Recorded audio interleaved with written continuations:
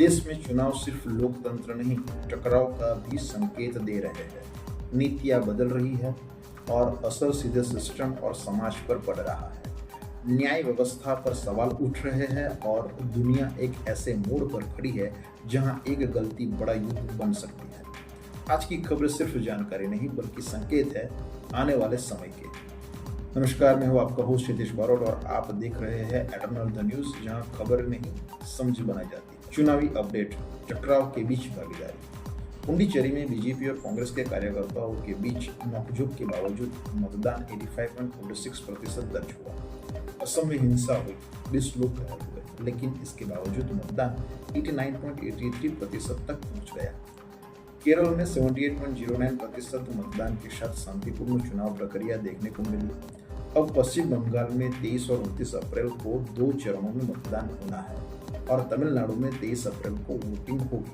CBSE का फैसला, भाषा और पहचान। सीबीएसई ने कक्षा 6 से तीसरी भाषा को अनिवार्य कर दिया है। यह सिर्फ शिक्षा नीति नहीं बल्कि सांस्कृतिक प्राथमिकता का संकेत है। 7 दिन के भीतर इसे लागू करना होगा और भारतीय मूल की भाषाओं को प्राथमिकता देना अनिवार्य रहेगा। मेडिकल शिक्षा संरचना में बदलाव। अब कोई भी मेडिकल कॉलेज इंटर्नशिप के दौरान छात्रों से फीस नहीं ले सकेगा। सिर्फ एमबीबीएस के 4.5 साल की फीस को ही अनुमति दी गई है। यह निर्णय मेडिकल शिक्षा की लागत संरचना को बदलने वाला कदम माना जा रहा है। लोकसभा विस्तार और महिला आरक्षण। विपक्ष के विरोध के बीच कैबिनेट ने लोकसभा सीटों की संख्या 816 तक बढ़ाने की मंजूरी दे दी है। साथ ही महिला आरक्षण को जल्द लागू करने की दिशा में भी प्रक्रिया तेज की गई है। यह बदलाव आने वाले वर्षों में प्रतिनिधित्व और सत्ता संतुलन को प्रभावित कर सकता है। मालदा केस, न्यायिक सुरक्षा पर प्रश्न। पश्चिम बंगाल के मालदा में न्यायिक अधिकारियों को बंधक बनाने के मामले में एनआईए ने 12 एफआईआर दर्ज की है। यह घटना सिर्फ एक अपराध नहीं बल्कि न्याय प्रणाली की सुरक्षा पर सीधा सवाल है। सबरीमाला केस, संवैधानिक संतुलन। सबरीमाला केस में सुप्रीम कोर्ट में सुनवाई जारी है और अगली सुनवाई 14 अप्रैल को होगी। यह मामला आस्था और संवैधानिक अधिकारों के बीच संतुलन की परीक्षा बन चुका है। पश्चिम बंगाल रैली, राजनीतिक संदेश। पश्चिम बंगाल में चुनावी रैली को संबोधित करते हुए प्रधानमंत्री मोदी ने नया नारा दिया, सबका साथ, सबका विकास और लूट का हिसाब। यह नारा सीधे राजनीतिक जवाबदेही और आरोपों की दिशा तय करता है। जगन्नाथ मंदिर, परंपरा और सुरक्षा। पुरी के जगन्नाथ मंदिर के रत्न भंडार फिर से खोल दिए गए हैं। अब सुरक्षा व्यवस्था के चलते मुख्य द्वार के बाहर से ही दर्शन करने होंगे। रक्षा और अर्थव्यवस्था, रणनीतिक बदलाव। भारत ने हथियारों के आयात पर अपनी निर्भरता कम की है और घरेलू उत्पादन को बढ़ाया है। आईएमएफ के अनुसार यह बदलाव इंफ्रास्ट्रक्चर, निवेश और आर्थिक विकास को मजबूती देगा।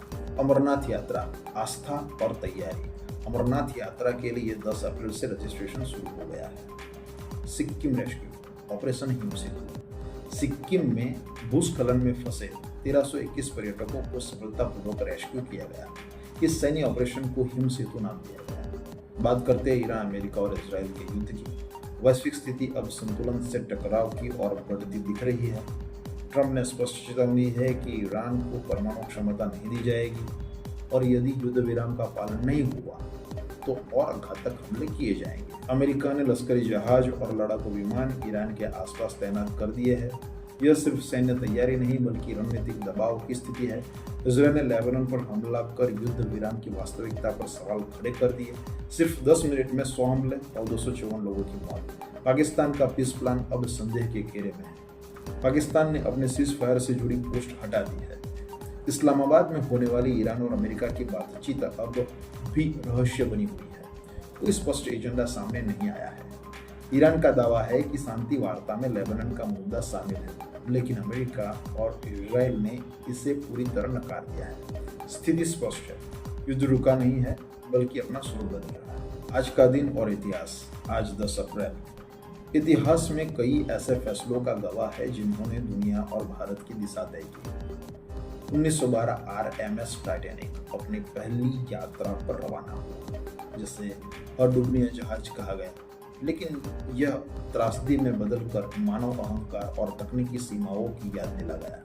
1998 उत्तरी आयरलैंड में गुड फ्राइडे एग्रीमेंट साइन हुआ, जिसने दशकों से चल रहे हिंसक संघर्ष को समाप्त करने की दिशा दी। यह आधुनिक शांति समझौतों का एक महत्वपूर्ण उदाहरण है। 1973 भारत ने प्रोजेक्ट टाइगर की शुरुआत की, जिसने देश में वन्यजीव संरक्षण की दिशा को बदल दिया। आज यह दुनिया के सबसे सफल कंजर्वेशन प्रोग्राम में गिना जाता है। 2010 पोलैंड के राष्ट्रपति लिच कांजेस्की का विमान हादसे में शिकार हुआ, जिसमें देश के कई शीर्ष नेता मारे गए। इस घटना ने यूरोप की राजनीतिक स्थिरता को झकझोर दिया। इतिहास हमें सिखाता है कि फैसले समय के साथ प्रभाव बनते हैं। आज की हर खबर एक संकेत है। राजनीति, अर्थव्यवस्था, न्याय और वैश्विक संघर्ष सब एक साथ बदल रहे हैं। अगर आपको खबरों का ये अंदाज पसंद आया हो तो वीडियो को जरूर लाइक करें, अपने दोस्तों के साथ शेयर करें और चैनल को सब्सक्राइब जरूर करें। आप क्या सोचते हैं, इनमें से सबसे बड़ा असर किसका होगा? कमेंट में जरूर बताएं। मैं हितेश बारोट और आप देख रहे हैं एटर्नल द न्यूज़, जहां खबरें नहीं समझ बनाई जाती।